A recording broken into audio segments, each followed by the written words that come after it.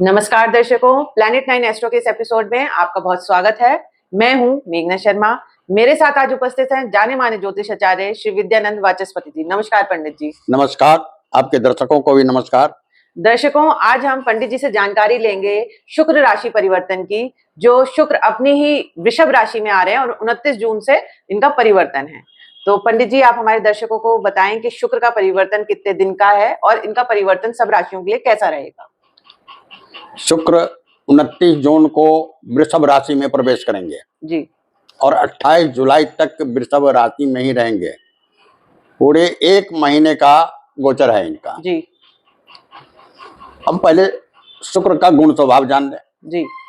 शुक्र शुभ ग्रह में आते हैं जी।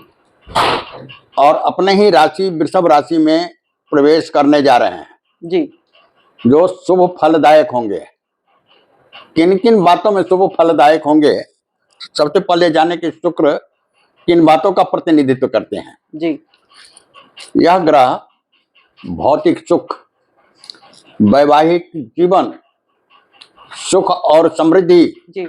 सौंदर्य और कला तथा रचनात्मक कार्यों का प्रतिनिधित्व करते हैं। अब मैं यह भी बता दूं कि काल पुरुष के कुंडली में जी। शुक्र द्वितीय भाव और सप्तम भाव का प्रतिनिधित्व करते हैं। अच्छा।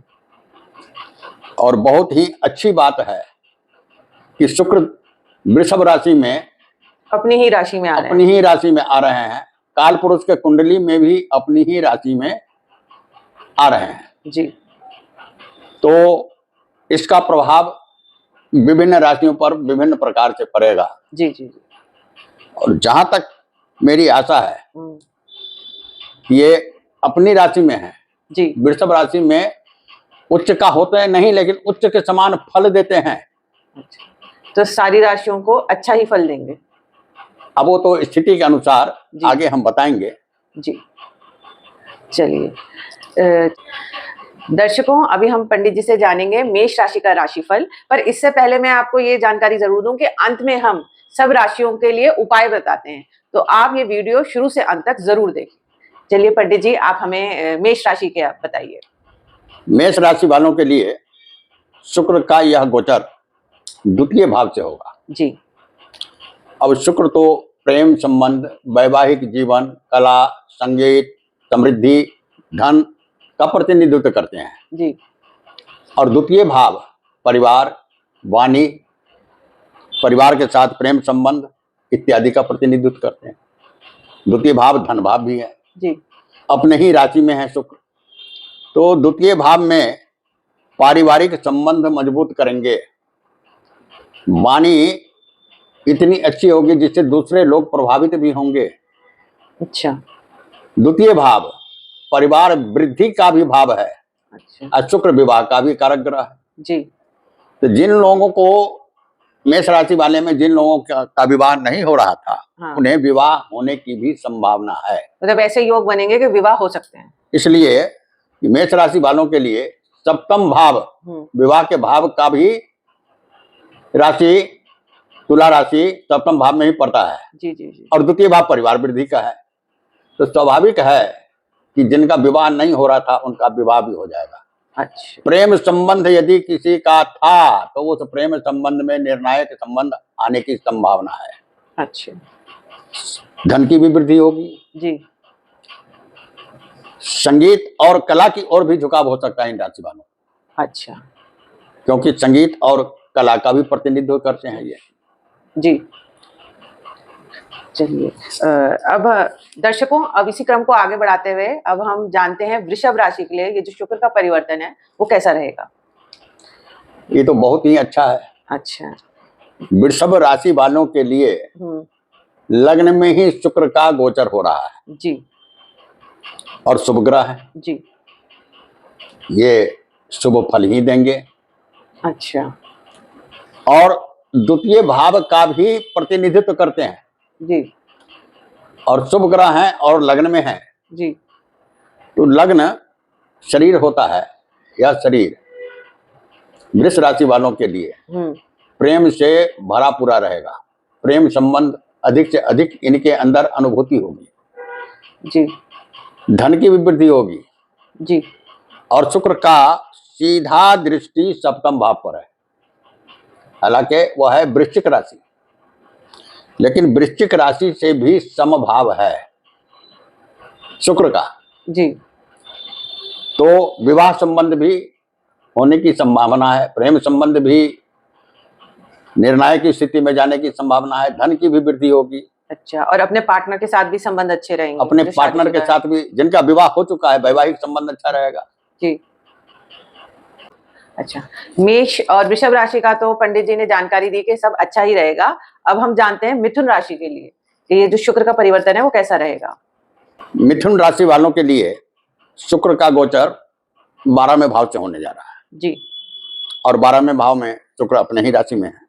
जी जैसा कि हम सभी जानते हैं कि 12वें भाव का शुक्र बहुत ही शुभ फलदायक होता है। अच्छा। और भी ग्रह 12वें भाव में जाकर कुछ भी करें, लेकिन शुक्र बहुत शुभ फलदायक होता है। अच्छा। कम से कम प्रेम संबंध में, वैवाहिक जीवन में, रिश्तों की मजबूती में ये बहुत ही शुभ फल देते हैं और भौतिक सुख भी प्रदान करते हैं 12वें भाव में। अच्छा। अब 12वें भाव में ये तो करते हैं, इसके बाद ये पंचम भाव का भी स्वामी है। जी। पंचम भाव का स्वामी होने के कारण जिन व्यक्तियों का प्रेम संबंध चल रहा था और अड़चने आ रही थी, वो अड़चने सुलझ जाएगी। जी। और प्रेमी प्रेमिका का विवाह भी हो जाएगा। जी। पंचम भाव संतान का भी होता है। संतान, पंचम भाव संतान का होता है और यहाँ पर 12वें घर भाव में शुभ फल देते हैं शुक्र। तो पंचम भाव को संतान के प्रति भी शुभ फल ही देंगे। अच्छा। अशुभ फल नहीं देंगे। जी। 12वें भाव से दृष्टि पड़ती है शुक्र की 6ठे भाव पर। जी। 6ठा भाव वृश्चिक राशि का है, तो स्वास्थ्य पर थोड़ा ध्यान देना पड़ेगा। अच्छा। स्वास्थ्य में कुछ कमी आ सकती है। जी। 12वें भाव में शुक्र है, तो सुख सुविधा पर अधिक खर्च करने की संभावना है, खर्चों से बचें। अच्छा, मतलब खर्चों पे नियंत्रण रखें और स्वास्थ्य का ध्यान रखें। बस खर्चों पर नियंत्रण रखें और स्वास्थ्य का ध्यान रखें। बाकी तो बड़ा ही सुखमय जीवन, आनंदित जीवन व्यतीत करने का समय है ही। जी जी। चलिए अब हम पंडित जी से जानते हैं कि कर्क राशि के लिए ये परिवर्तन कैसा रहेगा। कर्क राशि के लिए यह परिवर्तन, शुक्र अपनी राशि में है। अच्छा। और कर्क राशि संवेदनशील और भावुक राशि होता है। अच्छा। और शुक्र प्रेम संबंध का संयोजन करता है। जी। तो प्रेम संबंधों में भावनात्मकता आएगी। अच्छा। और इतनी भावना में भी न बह जाए कि यह अति हो जाए और प्रेम संबंध खराब हो जाए। अच्छा। भावना पर नियंत्रण रखें। जी जी जी। प्रेम, सौंदर्य, सुख का ग्रह है, सुख सुविधाओं का ग्रह है शुक्र। जी। तो यह स्थिति जातक को सामाजिक रूप से, जी, क्योंकि 11वें घर भाव से गोचर हो रहा है, जी। सामाजिक रूप से समाज में प्रतिष्ठा बढ़ाएगा। अच्छा। समाज में प्रतिष्ठा बढ़ाएगा। मित्र का भाव भी है एकादश भाव। अच्छा। मित्रों का सहयोग प्राप्त होगा। जी। एकादश भाव आय का भाव है। हाँ। शुक्र आय में भी वृद्धि करेंगी। वैसे भी शुक्र समृद्धि का कारक ग्रह है और आय भाव में आ ही गए। जी जी जी। तो ये आय में वृद्धि भी करेंगे। तो प्रेम संबंधों में ये सफलता देता ही है। सीधी दृष्टि पंचम भाव पर है। अच्छा। सीधी दृष्टि पंचम भाव पर है, चतुर्थ भाव का भी स्वामी है। अच्छा। तो जिनका प्रेम संबंध चल रहा होगा उनका विवाह हो जाएगा। जी। चतुर्थ भाव का स्वामी होकर आय भाव में है, जिसके कारण घर का वातावरण भी बड़ा ही सुखद होगा। ठीक, घर में सुख शांति रहेगी। सुख शांति रहेगी। जी। तो मतलब कर्क राशि वालों के लिए कुल मिलाकर बढ़िया ही रहेगा। कुल मिलाके ऐसा भावनाओं में ना बहे, इस पर ध्यान रखें। इसमें ध्यान रखें। चलिए इसी क्रम को आगे बढ़ाते हुए अब हम जानते हैं कि सिंह राशि के लिए ये जो शुक्र का परिवर्तन है वो कैसा रहेगा। देखिए, सिंह राशि वालों के लिए शुक्र का गोचर दसम भाव से होगा। जी। और दसम भाव कर्म भाव है, कैरियर का भाव है, व्यवसाय का भाव है, जी। नौकरी का भाव है, स्टेटस है। स्टेटस है, सरकार से संबंधित कार्यों का भाव है दसम भाव। और शुक्र अपने ही राशि में है। शुक्र भी व्यवसाय के ग्रह होते हैं। जी। व्यवसाय में वृद्धि होगी, कैरियर में वृद्धि होगी, नौकरी में पदोन्नति भी हो सकती है, वेतन वृद्धि भी हो सकती है, और सामाजिक कौशल में भी वृद्धि होगी, सामाजिक प्रतिष्ठा भी बढ़ेगी और मित्रों का सहयोग भी प्राप्त होगा। जी। यानी एक बात है कि दसम भाव में जब शुक्र अपने ही राशि में वृष राशि में गोचर कर रहे हैं, ऐसी स्थिति में चतुर्थ भाव पर भी दृष्टि है, तो घर का सुख अच्छा रहेगा। घर का सुख अच्छा रहेगा। जी। वाहन भी ले सकते हैं, नया मकान भी खरीद सकते हैं। अच्छा। ये सारी बातें अच्छा ही फल दे रहा है। क्योंकि और शुक्र खुद ही एक लग्जूरियस प्लेनेट, मतलब लग्जरी देता ही है लाइफ में। फिर इसके बाद आप ये देख लीजिए कि ये तीसरे भाव के स्वामी भी है, तो तीसरे भाव का भी तो फल देगा। तो छोटी छोटी यात्राओं से, यात्रा का भी ग्रह है शुक्र। अच्छा। छोटी छोटी यात्राओं से लाभ देंगे, भाई बहनों का संबंध अच्छा रहेगा, जी। प्रेम पूर्ण जीवन जिएंगे। जी। तो सिंह राशि वालों के लिए भी ये स्थिति अच्छा है। हाँ। एक बात और है, हाँ। जब दसम भाव में शुक्र अपने ही राशि में गोचर करते हैं, जी। तो व्यक्ति के जीवन में विपरीत लिंगों के प्रति आकर्षण भी बहुत पैदा करता है। अच्छा। तो आकर्षण में बहकर अपना चरित्र खराब न करें, जिससे कि घर का वातावरण, सामाजिक वातावरण सब अच्छा बना हुआ रहे। अच्छा, चलिए अब हम पंडित जी से जानते हैं कन्या राशि के लिए कि जो शुक्र का परिवर्तन है वो कैसा रहेगा। देखिए, कन्या राशि वालों के लिए शुक्र का गोचर नवम भाव से होने जा रहा है। जी, भाग्य भाव। भाग्य भाव से। तो सबसे पहली बात तो यह है कि शुक्र नवम भाव में वृष राशि में अपने ही राशि में उच्च के समान फल देते हैं। अच्छा। तो स्वाभाविक है कि भाग्य की वृद्धि करेंगे। जी। पिता से स्नेह उत्पन्न होगा, मतलब भाग्य को सहारा मिलेगा तो कुछ रुके हुए काम भी होने की संभावना हो जाती है। होती ही है। फिर लंबी यात्राओं का भी योग बनेगा और धार्मिक यात्राओं का योग बनेगा। अच्छा। और नवम भाव से सीधी दृष्टि तृतीय भाव पर है। तृतीय भाव भी पड़ोसियों का भाव है, भाई बहनों का भाव है, वहां भी ये शुभ फल ही देंगे, छोटी छोटी यात्राओं से भी लाभ देंगे। और द्वितीय भाव के भी स्वामी हैं, धन भाव के स्वामी हैं। जी। नवम भाव में अपने ही राशि में उच्च के हैं, तो अपनी आभा तो ये शुभ ही फैलाएंगे। जहां तक अपनी राशि का प्रश्न है वहां भी शुभ फल ही देंगे। तो पारिवारिक वातावरण भी अच्छा रहेगा, धन की वृद्धि की संभावना है, प्रेम संबंध सभी से अच्छा रहेगा, सामाजिक प्रतिष्ठा भी बढ़ेगी, मित्रों का सहयोग भी रहेगा। अच्छा, चलिए कन्या राशि के लिए तो बढ़िया ही बताया पंडित जी ने। अब हम जानते हैं तुला राशि के लिए ये कैसा रहेगा गोचर। तुला राशि वालों के लिए शुक्र जो है अपने ही राशि में गोचर कर रहे हैं, अष्टम भाव से गोचर करेंगे। जी। तो मैं समझता हूं शुक्र शरीर का राजा होता है। अष्टम भाव डॉक्टरों के शरण में जाने का भाव है। अच्छा। और शुक्र अपने ही राशि में है और शरीर के राजा है। तो इस स्थिति में सबसे पहले तो मैं यह बताऊंगा कि ये तुला राशि वालों के रोग प्रतिरोधक क्षमता की वृद्धि हो जाएगी। अच्छा। अपने आप में रोग का प्रतिरोधक क्षमता तेज हो जाएगा इनका, इससे कोई रोग इनको परेशान नहीं कर सकेगा। अच्छा। अष्टम भाव बदलाव का भी भाव है, गूढ़ रहस्यों का भी भाव है। जी। अब यह तो कुंडली पर निर्भर करता है कि इनकी आध्यात्मिक स्थिति बृहस्पति के अनुसार, बुध के अनुसार कैसी होती है। अगर अच्छी स्थिति होगी तो ये साधना में भी जा सकते हैं, ज्योतिषी की तरफ भी इनका झुकाव हो सकता है। अच्छा। अष्टम भाव से सप्तम दृष्टि द्वितीय भाव पर पड़ रही है जी।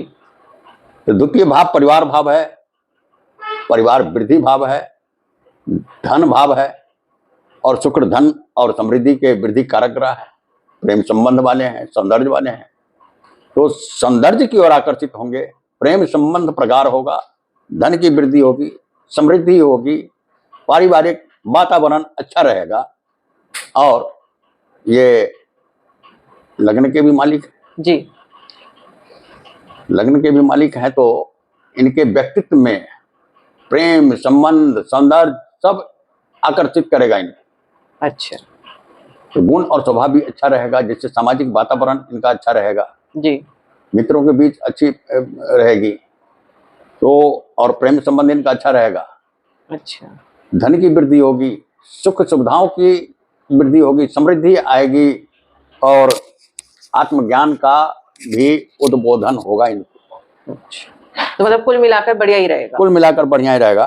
थोड़ा सा अपने स्वास्थ्य पे ध्यान दें। हाँ, स्वास्थ्य समस्या आने की संभावना है, लेकिन प्रतिरोधक क्षमता इनमें रहेगी, तो वो ठीक हो जाएगा। तो ठीक हो ही जाएगा, लेकिन स्वास्थ्य खराब होने की संभावना है, लेकिन रोग प्रतिरोधक क्षमता भी इनमें।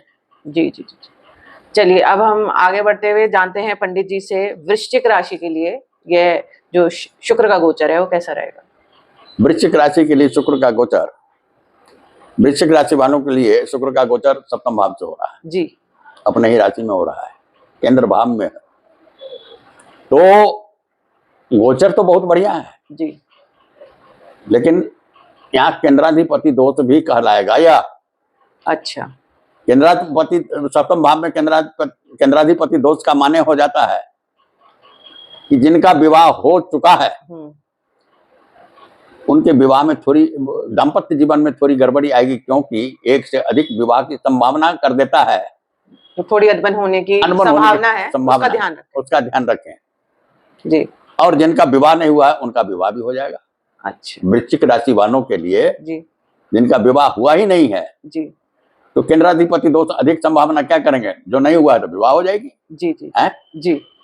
फिर लगन पर भी दृष्टि पड़ रही है। अच्छा। लगन पर दृष्टि से पड़ने से वृश्चिक राशि वाले जातकों को सौंदर्य के प्रति आकर्षण होगा, विपरीत लिंगियों के प्रति आकर्षण होगा। अच्छा।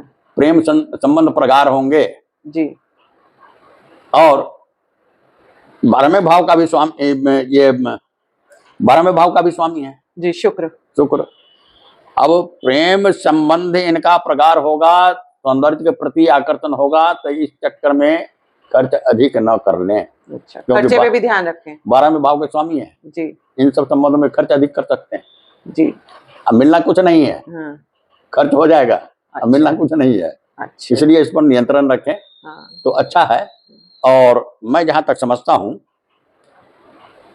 कि ये विदेश यात्रा भी कर सकते हैं। अच्छा। विदेश यात्रा का भी योग इनका बनेगा। अच्छा। लंबी यात्रा जी, विदेश यात्रा का योग बनेगा और चुनौतियां भी कुछ आएगी। अच्छा। तो मतलब वृश्चिक राशि वाले थोड़ा सा अपना पार्टनर को लेके थोड़ा सा अनबन होने की संभावना है, उसका ध्यान रखें। सीधी सी बात, चुनौतियां हैं ये। हाँ, ये चुनौतियां हैं। जी, विलासिता की ओर इनका झुकाव ज्यादा होगा। हाँ। और थोड़ा अपने खर्चे पे भी ध्यान रखें। विलासिता की ओर झुकाव ज्यादा होगा, इससे दो बातें हो सकती है, स्वास्थ्य भी खराब हो सकता है, धन का भी खर्च हो सकता है। इस पर नियंत्रण रखें। जी। चलिए अब पंडित जी से हम जानकारी लेते हैं धनु राशि के बारे में। धनु राशि के बारे में, धनु राशि का गोचर अष्टम भाव, छठे भाव से हो रहा है शुक्र का। अच्छा। अब शुक्र का छठे भाव से गोचर हो रहा है। छठा भाव रोग ऋण और शत्रु का भाव है जी। तो शुक्र प्रेम सौंदर्य और सुख सुविधाओं का भी ग्रह है जी।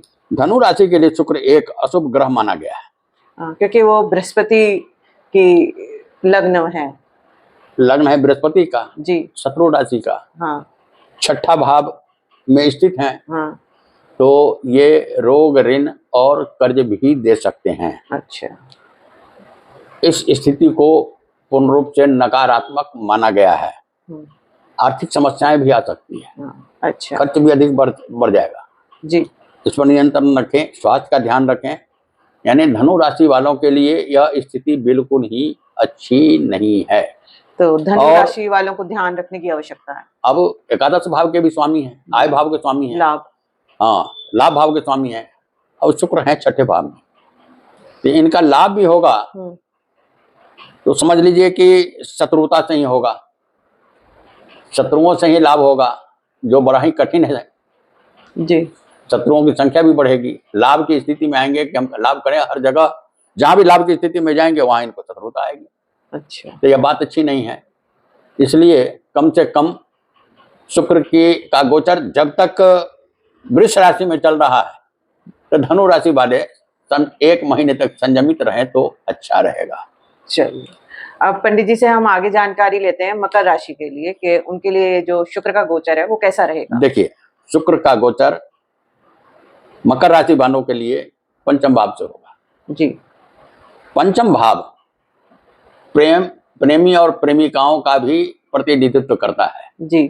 शुक्र 84 है पंचम भाव में। जी। समस्याएं आती होगी, भाई जाति का लड़का नहीं है शादी नहीं करेंगे, जाति की लड़की नहीं है शादी नहीं करेंगे, माँ बाप से जो कुछ भी समस्याएं आती होगी निश्चित ही वह सुलझ जाएगा इस 1 महीने के अंदर और विवाह हो जाएगा। अच्छा। ये समस्याएं सुलझ जाएंगी क्योंकि दोनों इतना जोर करेंगे एक दूसरे से विवाह के लिए जी कि समस्या सुलझ जाएगी। अच्छा। फिर ये निवेश का भी निवेश, संतान, निवेश का भी भाव है जी। और शुक्र अपने ही राशि में है, उच्च के जैसा फल देते हैं। तो पंचम भाव निवेश का है तो निवेश करने से भी लाभ होगा क्योंकि सीधी दृष्टि एकादश भाव पर भी है जी। आय भाव पर है। निवेश करेंगे तो आय होगा ही होगा, हानि नहीं होगी, लाभ ही होगा। अच्छा। संतान का भी भाव है जी।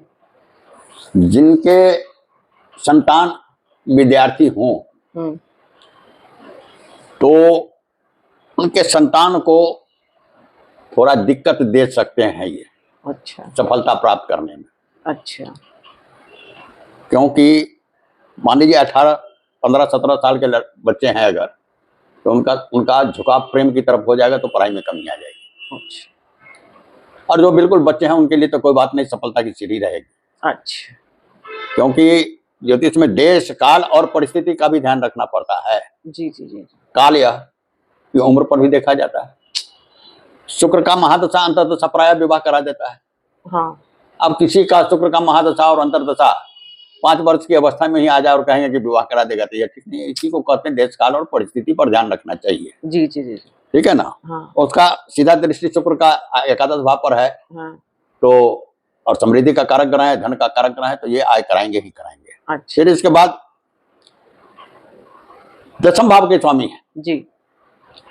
और पंचम भाव में है, केंद्र का स्वामी हो के त्रिकोण में है तो दशम भाव के लिए भी लाभकारी ही होंगे। जी। कैरियर में वृद्धि होगी, व्यवसाय में वृद्धि होगी, नौकरी में तरक्की होगी, वेतन में वृद्धि होगी, प्रेम संबंध अच्छा रहेगा, सामाजिक व्यवस्था अच्छी रहेगी, दोस्तों से यानी सामाजिक प्रतिष्ठा प्राप्त होगी, मित्रों से सहयोग प्राप्त होगा क्योंकि एकादश भाव पर दृष्टि है। तो ये सभी शुभ गुण प्राप्त होंगे। यानी मकर राशि के लिए बढ़िया ही है। बढ़िया ही है, कहीं से कोई किसी प्रकार की कोई हानि नहीं है। चलिए अब हम पंडित जी से जानते हैं कि कुंभ राशि के लिए यह गोचर कैसा है। कुंभ राशि वालों के लिए यह गोचर चतुर्थ भाव से होने जा रहा है। जी। राशि का यह गोचर चतुर्थ भाव से होने जा रहा है। चतुर्थ भाव सुख, पारिवारिक सुख, घर का सुख, वाहन का सुख इत्यादि का भाव है जी। और शुक्र यहाँ शुभ फलदायक होते ही हैं जी। तो कुंभ राशि वालों के लिए निश्चित ही घर का सुख प्राप्त होगा, माता का सुख प्राप्त होगा, वाहन का सुख प्राप्त होगा। संभव है, वो तो कुंडली की स्थिति पर निर्भर करता है कि कौन कितना अमीर है कि गरीब है कि क्या है। अगर धन का योग अच्छा है तो नए मकान भी ले सकते हैं, नया वाहन भी ले सकते हैं। जी। तो ये सारी सुख सुविधाएं प्रदान कर रहे हैं शुक्र चतुर्थ भाव में, और सीधी दृष्टि दशम भाव पर है। दशम भाव पर सीधी दृष्टि है तो करियर का भाव है, व्यवसाय का भाव है, नौकरी का भाव है, पदोन्नति का भाव है,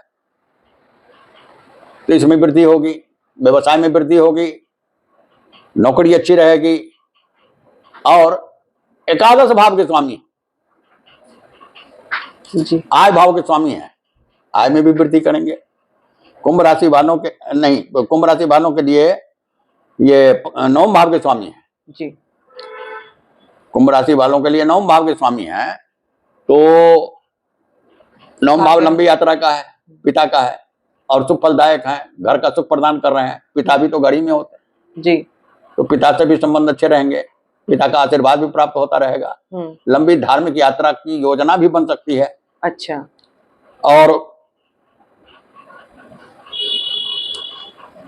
सौंदर्य और कलात्मकता का भी ग्रह है शुक्र, जी, तो ये इनके अंदर कलात्मकता भी होगी, अपनी कलात्मकता, और फिर ये रचनात्मक भी होते हैं शुक्र। जी, दशम भाव पर दृष्टि है तो कोई विशेष रचना भी कर सकते हैं जिससे और भी धन की आय हो सकती है। अच्छा, कोई नया विशेष चीज भी सोच सकते हैं और बना सकते हैं जिससे।